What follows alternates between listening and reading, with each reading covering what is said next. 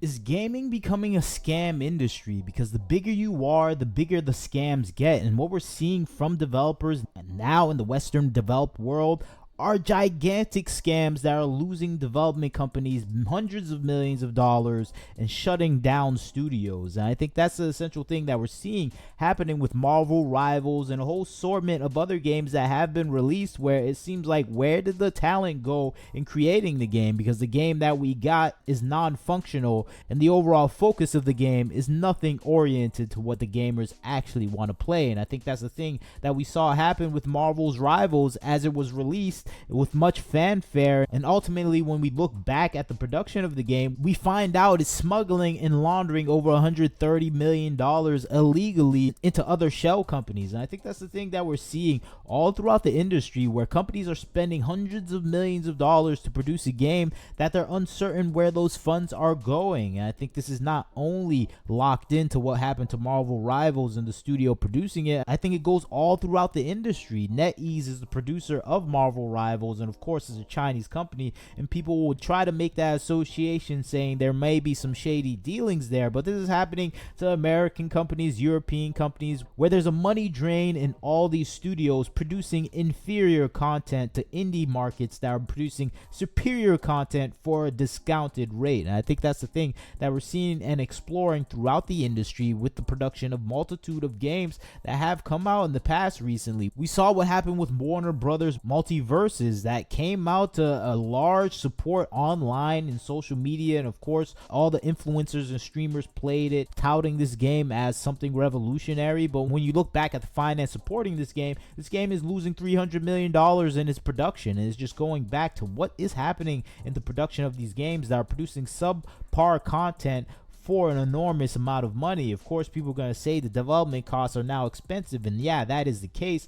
but it seems like a lot of money is being poured into the wrong places when it comes to development. I'm talking about consultancy costs, I'm talking about fees to other people to look over your game to make sure it's in line with modern day progressive politics. And I think that's part and parcel of the problem, but I think you're hiring inferior talent as well, where you're putting in people in the places where they're not skilled in producing content unless they have a gigantic bag of money supporting them. And I think that's what we're seeing with game studios like Warner Brothers, where they're spending an enormous amount of money on multiverses, Kill the Justice League, with inferior developers. When you look back at old Arkham games, the superior graphics and fluidity of the movements of the characters, where you see the detail and attention that was put in by highly skilled developers from the old era of video games, where we had these people that understood how to make a dynamic game with a lower amount of cost. And this is just simply not the case nowadays, where we're getting games with poor quality overall because the talent that is being hired is not being hired for their talent. They're being hired for their DEI related goals and benefits. And I think that is showing out in the content that we're seeing, where we're seeing subpar content from subpar creators. That's in part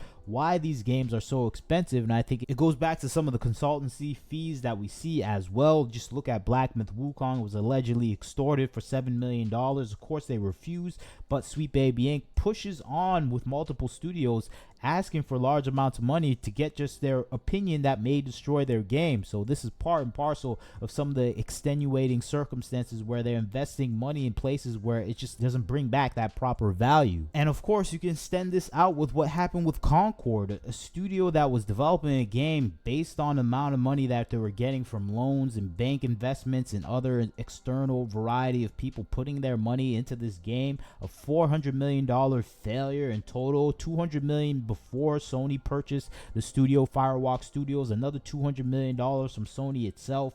Add on to that $100 million just to purchase the studio. You have a $500 million, a $500 million failure of a choice from Sony. And what did we get in the end? A very subpar game focused on pronouns and modern day diversity issues. And I think that's the thing gamers don't want to play, but that was put at the forefront because we had all these elements and fingers into the gaming industry, into this game, that had their own prerogative that mainly focused on getting money out of this company. I think that's the main facet that we're seeing here.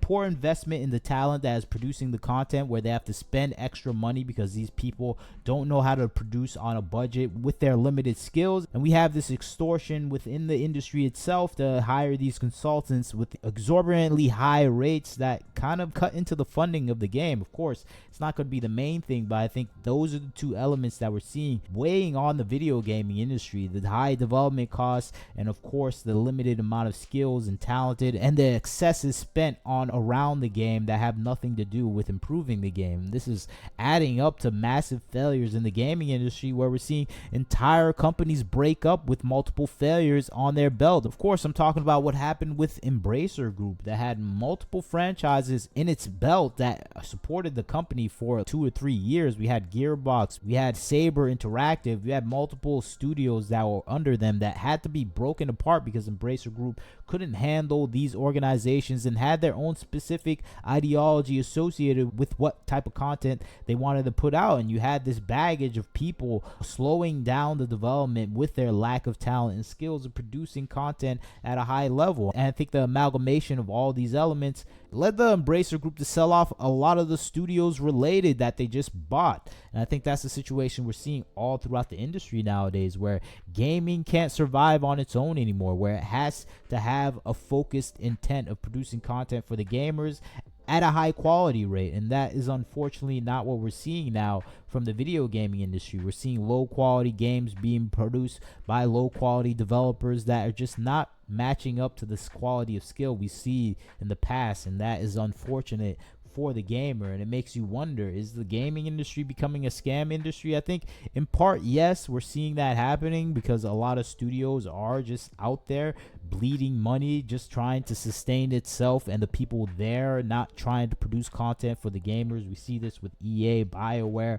what happened with the Dragon Age, the Veilguard. We see the social philosophies of these people put to the forefront, and we see the aims of supporting these consultancy firms and all these other industry outlets beyond pleasing the gamer themselves. And I think that is the thing that is making the gaming industry into what we see today, a scam industry, where people see it as a place to juice out money, where you have these consultancy firms, you have these social media journalists and review sites trying to get their money from the developers. You see all these developers themselves that are activists that have their own social goals grabbing up opportunities because they see what's happening within the culture, demanding more DEI, diversity, equity, inclusion within their workplace. They're grabbing up spots with their low quality talent and ruining the games that they're working on because they can't produce at a high level with limited tools. They need the maximum amount of tools to produce, and they need the maximum amount of money. And we're seeing that happening in gaming, where gaming is now overly expensive and not possible to create on the cheap unless you're an indie and you just have the talent to do that. But that is just the modern day video gaming environment. Things have developed into this way. Of course, the technology is advancing too and already demands a high level of skill to produce content. So that's in part why we're seeing massive failures of multiple studios, but I don't think it's the only reason. I think it goes down to the multiple factors I said: low quality skill, low quality talent, excessive expenditures on things that don't add value to the production of these games, and of course, terrible leadership. But you tell me what you think about the situation. I'd like to hear your thoughts. This is Wagner Knows Why. Like, comment, share, subscribe. Catch you next time.